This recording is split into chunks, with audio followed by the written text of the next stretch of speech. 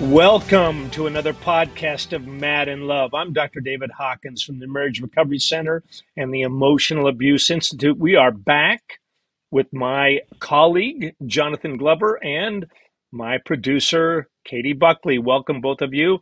And we're going to break down some of the stories, always kind of exciting and a little scary, break down some of the stories that are shared on Reddit. So anyway, welcome back, Jonathan. How are you doing today?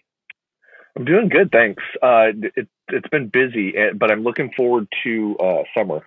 It's coming up. Yeah, absolutely. Katie, welcome. What do you have for us in store today? You've always got something up your sleeve. So, all right, let us know what's going on here. All right. Well, thanks, Dr. Hawkins. I don't know if you know this, but this last month marked my 6th anniversary of working here at the Marriage Recovery Center for You. Whoa. Yes. All right.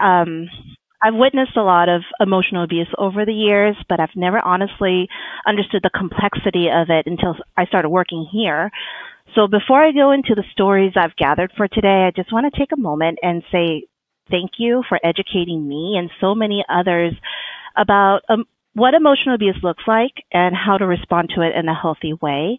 I'm honored to be a part of an organization that sheds light into something that is so difficult to understand and to provide hope when everything feels so heavy and impossible. A lot of that is actually reflected in the stories that I'll share today. And thank you for that opportunity, Dr. Hawkins. I really want to thank you. Katie, for those that don't know, Katie leads our client care team, and this is learning about the complexity of emotional abuse. You know, most, and Jonathan, I'm sure you'll concur, most of what we know about this topic didn't come from our education in college and university. It came from, and Katie, it came from boots on the ground and walking through story after story after story. And you start to pick up the themes like, oh, I've heard that before. I've seen that before. But anyone out there that hasn't seen it again and again, and if you've experienced it, of course, you know it, but others may not know it. And so, yeah, we're here to unpack it. We're here to shed light on it. And that happens only through experience, and the three of us. And thank you, Katie, for being here for so long and engaging in this very difficult work. Jonathan, you as well. And the three of us, yeah, we've got boots on the ground. Thank you. All right, enough of the sentimentals. Are you ready for today's first Reddit post? Ready or not? All Take right. it away. So today we have a post by Thrower FL, and he's trying to pose the question of, is my wife a covert narcissist? Hello, I've been married to a beautiful woman named R for a year now. We're expecting our first child in 7 months. Sadly, my parents and R do not have a good relationship, and neither do I. As I've gone to NC with them since a few months ago, I've realized I've had some major concerns I have not addressed. R has a tendency to overload both of us with tasks, then having some sort of stressful reaction to not being able to manage it properly. I've read somewhere about a sick system concept, and this sounds like something from it. R insists that we move across the country so it could be part of a very prestigious sports program, although I repeatedly said I had no need for such thing. We ended up doing it anyway on the premise of I should take this golden opportunity. I did not want to be away from her, so as soon as we got to the new place with all of her stuff in a giant U-Haul, she became different. We were fighting often, even about tiny things. She became very guilt-trippy and interruptive to my everyday life, keeping both of us very late for weeks. I have very early mornings. Keeping us up late for the weeks. This is also part of what I mentioned earlier of the sick system. R has the most frustrating obsession with planning everything down to the bone. It is incredibly stressful, and it seeps into every part of our lives. If anything goes off the plan, it is anxiety-inducing at a level I cannot understand.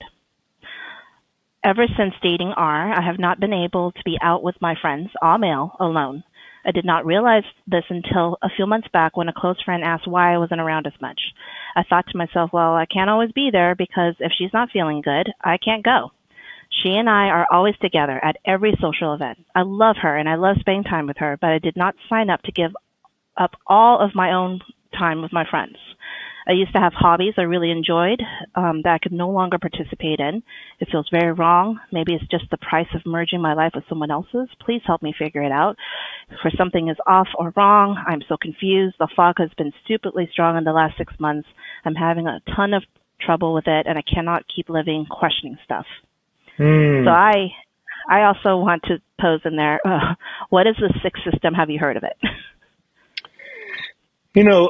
Well, I have a couple of comments, but the sixth system, I actually don't know what she means by that. I know about systems, and systems refers to family, environment. I mean, whatever religious organization, whatever else might be. A family is a system, a community is a system, a church is a system. So I don't know what he means exactly. I'll let you toggle to that, Jonathan. But I want to weave in another thing that I see all the time, and it's called obsessive compulsive behaviors, or even obsessive compulsive personality disorder. And I'm certainly not diagnosing this person, but when he says, my wife plans everything down to the bone, and she controls my friends, and she controls this and controls that. And I would throw this out. We often use the word, they're just so controlling, but underneath control typically is anxiety. So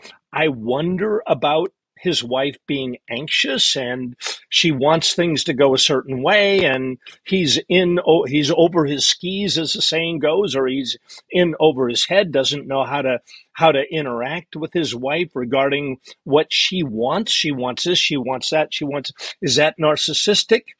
I think that'd be too broad of a label to give here, but is she anxious, and does she want certain outcomes that needs to be explored, and he needs to be assertiveness is another topic that we could explore. How can he show up well in the face of his wife wanting to move across or is it his wife? Wife. Move across the country and so on. But this issue of narcissism overlapping with obsessive compulsive control, I see it all the time. Jonathan, any reactions here? I absolutely agree. I don't hear a lot of description of narcissism, but absolutely there are components of anxiety, perhaps obsessive and compulsive thoughts. And then I was thinking codependency dynamics for sure. That stood out to me, and I think that's part of what that sixth system refers to, is that codependency dynamics, keeping somebody involved with emotionally involved with an intimate relationship in that codependency. And I think if I'm remembering correct, it has something to do with keeping things busy so that you're preoccupying the other person's thoughts and emotions. There's an element of control there. A lot of times with the emotional involvement, it does involve some type of manipulation or guilt tactics. And then there is, I think, especially for I'll use the word victim, but for the person on the other end of this, it's not all bad. So there's times where they are rewarded and praised, and that keeps them involved with this what I think is being dubbed the sixth system. I don't really use that term, but I've heard it. I want to put you on the spot. I'm going to do a Katie tactic here, Jonathan. She likes to put us on the spot. I'm going to play the wife, and I'm going to be guilt trippy. Would you respond back assertively and with good boundaries, and how you would handle something like this? Are you ready, Jonathan? Sure, I'll give it my best. Here we go. I can't believe you're going out with your friends again. I mean, we haven't spent any time together in the past 3 weeks. You promised me that we would have a date night every week, and we haven't had a date night in 6 weeks, 8 weeks, I don't know. And your friends, Yeah, I think you may be in love with them for all I know. I mean, I don't know what's going on here, but Yeah, what's up with you and your friends? I mean, I don't have any time with you. you're totally right. We haven't spent a lot of time together, and that's a priority for me. So I think that let's actually get the calendar out right now. How about that new place that opened down the street? We've been wanting to check that out. What about Saturday? Well, that's fine, but I mean, I don't really trust it. What I see happening with you and your friends, I mean, you talk about them, you think about them. You don't talk about me this way. You talk about Mm, Jack and I don't know, is it John? I forget even the guys' names, but you're always talking about them. You're always talking about what you want to do with them. You don't. I don't. I don't yeah. ever pick. I don't ever pick up from you that you want to spend time with me. I mean, I'm glad you want to have a date with me, but like, I mean, what's up with this? Your energy, your energy is always about them. I Oh don't pick up man. any energy about me. Oh, thanks for bringing that up. I'm glad that you mentioned something because I think, thinking about it, especially over the last couple of weeks, maybe even a month, I have been talking about them a lot, and I haven't really been um, giving you a lot of attention. I think maybe I need to pay more attention to the balance, and be giving you more recognition and praise. I could do Yeah. better at that. Okay. Well, that would make me feel better. So thank you. Awesome. You're important to me. Okay. So you Gosh, didn't. is that what a healthy conversation sounds like? I don't usually see that. So those are Uh, really good pointers, Jonathan. I think on my end, the response is the, and this is where we see couples go wrong, is the the comments from my wife, Dr. Hawkins, my wife, Dr. Hawkins. What she was saying to me is very much, it feels to me, if I'm using that emotional reasoning, it feels like an attack on my friends and what I'm Yeah. doing. And it sounds like that's what you're talking a lot about, is you're asking questions about my friends and why do I do this and why do that. And I, for the responder, it's really important um, to pause and take a step back and Yep. say, what is actually driving this? It's the Exactly. emotions and it's the needs. And if I want to be empathetic and validating, I have to address the emotions and the needs. And Dr. Hawkins, I'm sorry, you weren't doing a great job of communicating your needs and emotions, but that doesn't mean that I can't still respond to them. Oh, I hope this is being recorded because that was so good, and it is. So, yeah. So another thing people can keep in mind, emotion is often hyperbolized. What does that mean? So we've all heard something like, you don't love me. Or in this case, this wife might be saying, you like your friends more than you like me. And if you respond to that, wait a minute, wait a minute, wait a minute. Are you kidding me? You really think I love you're in the Mm-hmm. weeds. You're in the weeds, and the solution will not be found. And you did a beautiful job of listening for, like, what is her pain? Oh, you're right. I have been busy, and you're right. I haven't kept our date time sacred. And my goodness, and then here's empathy. I can really understand and imagine how you could feel alone and left out. And anyway, and you tap into that underlying emotion called empathy, everybody, called empathy. You don't get caught in the weeds like, are you really saying to me that I love John and Jack? Seriously? You would accuse, anyway, you do that and you are in the weeds. So, Jonathan, Right. nicely done. Katie, do Right. you want to chime? Is there anything you want to? The other thing Go ahead. that I have to be willing to do is to explore with curiosity what it is that you are concerned about or how this affects you, and then also be willing to negotiate or compromise or maybe even sacrifice. If I'm going out with my friends 4 nights a week, and that means that I'm not spending time with you or the kids or with the in-laws or whatever other responsibilities, I might need to be willing to hear that that's affecting other relationships and perhaps cut down on that, cut back on it, and tell my friends, hey, love you guys, but I also need to prioritize other things and family. Beautiful. I love your phrase, take a step back. You know, so many couples, Jonathan, so many individuals in the coupleship make matters worse. They make matters worse. They react. You know, we've all heard the phrase, respond, don't react. We've heard the phrase, take a moment. We've heard the phrase, let me think about this. We've heard the phrase, take a step back from you.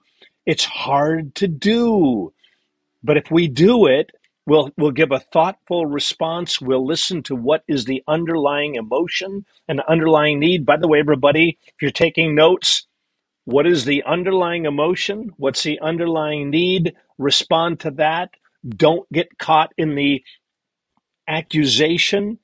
Did this wife speak in the best way possible? No, she did not. But can you, as the responder, still make matters better? You can. It's hard also because it sounds, I mean, that's sound advice, right? It sounds like, oh yeah, just do this thing. It's kind of like when your first grade teacher is like, just count to 10 and take 3 deep breaths. And it's one thing to say that because it sounds like such sage advice. However, in the moment where you're experiencing that intense emotion, it's very difficult to stop yourself, to interrupt yourself and do something different. And I think it's super important to practice these skills. Yep. And to rehearse and to recognize your emotions that come up in conversation, not as something to fear or avoid, but as indicators of, oh, I feel defensive right now. I got to pay attention to something. Yeah. Mm-hmm. There's another tool embedded in all of this for everyone to think about. And the tool is called sitting in your pain and not putting it on the other. So what does that mean? In this situation, the wife said, I think you're in love with your friends. Ooh, ouch. Ouch. I mean, come on, that's going to hurt him. And yet what he can do is he can sit there, like he can say to himself, ooh, that kind of hurt. You don't make any time for me. Oh, that kind of hurt. But if I react, now I'm taking my pain and I'm putting it back onto the other person, and it makes matters worse. So if we sit for just a moment, ooh, and even say to ourselves, ouch, that kind of hurt. How do I want to respond? So anyway, sitting with your pain and not putting it on the other, and knowing that your pain will subside. It always does. It always does. This is all easier said than done, folks. But these are great, great tools. Dr. Hawkins, over the years, I've heard you talk a lot about how these fights could feel kind of like a courtroom where people are just kind of pleading their case and trying to win. And for me, I know that I had to change my motivation a lot in how I react to conversations, even with my husband. Because before, I'm a competitive person. So when I go in, I want to make sure my points are concise. I have all the receipts, if you will, and that I could really eloquently make my point and win. That's my goal, is to win this conversation because I want to feel heard. I want to feel validated. But over the years and hearing all of the thinking errors, I'm realizing, like, no, the goal here isn't to win, because then you're not really winning. You're losing in the relationship. It's to really letting yourself be emotionally vulnerable and hearing the other person out, even when it feels like you want to defend yourself. And that is something I'm not even good at right now, and I'm mindful of it. So I can't imagine being in a conversation where it feels even more frustrating, where there is a lot of narcissistic things going on, because I often feel attacked even by gentle things like, oh, Katie, why are you telling me to do the dishes again? Like just little things. Well, you bring to light, Katie, another tool, and this came from our colleague Charmin Kimbrough. And Charmin, in one of our couples session, I don't even know if she knew she was throwing out a tool, but the phrase was something like, "What are you fighting for?" Mm-hmm. Now, everybody think about that for a second. You can say, why are we fighting? Or what are we fighting for? What is it? And that's your point, Katie. What are we fighting for? We're fighting for us. We're fighting that we're a team. We're fighting that we win. We're fighting that we have collaboration, that we both want to be heard, for sure. But at the end, we want to give each other a big hug and we want to walk out and enjoy the day. So what are we fighting for? We're not fighting to win, because when there's a winner, there's a loser, and da da da da da. Anyway, so everybody, please write that one down too. What are we fighting for? And if you keep that in mind, it's going to have a far better chance of a great outcome. Well, I want to thank you so much, Jonathan, for being with us again today. It's been, as always, lively. Listeners, as always, if any of this resonates with you, please know that we are available to help. These are complex situations, and we don't provide simple answers, but we will help you find a good path forward. You can reach out to us by visiting www.marriagerecoverycenter.com to learn more about what we do, and you can find that information in our show description. If you've enjoyed today's podcast, please give it a 5-star rating and be sure to subscribe to our channel to be notified of new episodes. And as always, we want to thank all of you for tuning in, and we will talk to you again soon. Take care and God bless.